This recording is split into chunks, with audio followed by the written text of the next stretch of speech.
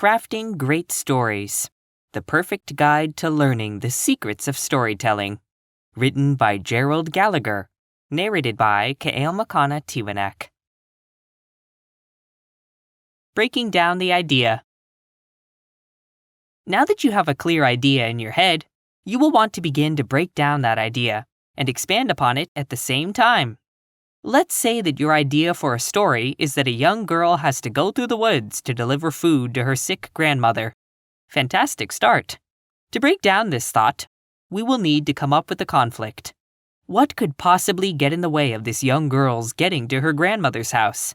Maybe a flood? Or perhaps a wolf finds her? Going forward with that, we seem to have three standout characters already: the young girl, the wolf, and the grandmother.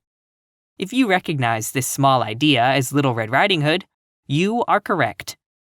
By breaking down a key idea, we are able to explore how even a tried and true concept can be turned into a story.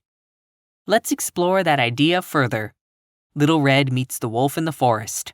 What does he mean? What does he want? We already know that Little Red's goal is to get to her grandmother's home. What is the wolf's goal? In the story, the wolf wants to eat the little girl. He is hungry. That is a simple enough motive for a children's story. However, looking deeper into the story, what is Little Red Riding Hood really about? The wolf tries his best to stop the main character, Little Red, from reaching her destination.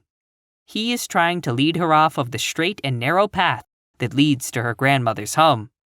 Could it be that the wolf represents obstacles that might be in our own paths?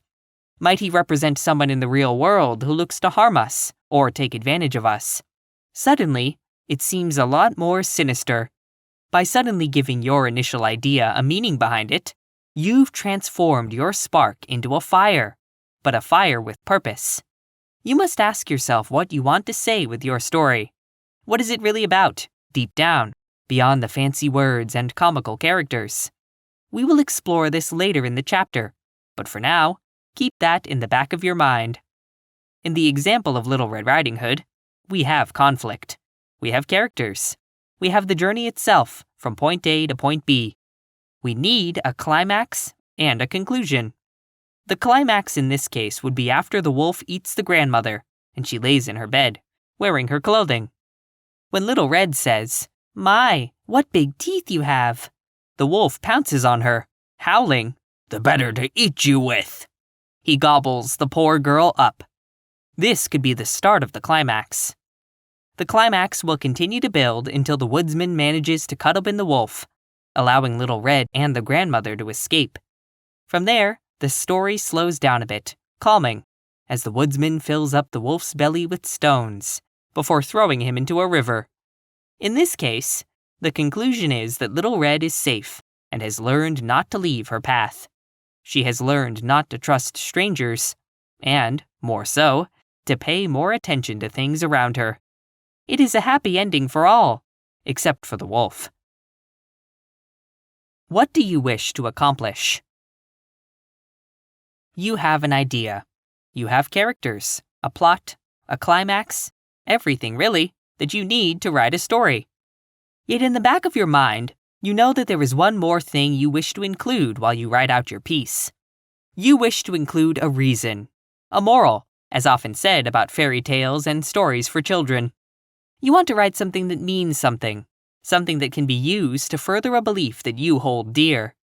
Most stories have some kind of underlying meaning that the creator wishes to express. For example, The Handmaid's Tale by Margaret Atwood is a terrifying account of what would happen to women if the country of the United States of America was suddenly taken over by an outside force. Throughout the novel, the main character explains how she lived, day to day, in that dystopian future. However, the main point that Atwood was making was that the government should not have control over women's bodies. While there are stories out there that wish to only entertain, usually the most well-remembered stories have something to say, something to express, thus leaving a lasting impact on the reader as a whole.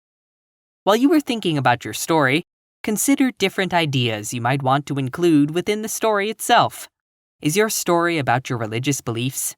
Or maybe your story is a commentary on what it is to be human. Thinking of these ideas will help you write your story as a whole. This gives you something greater to focus on, aside from the basic plot and character creation.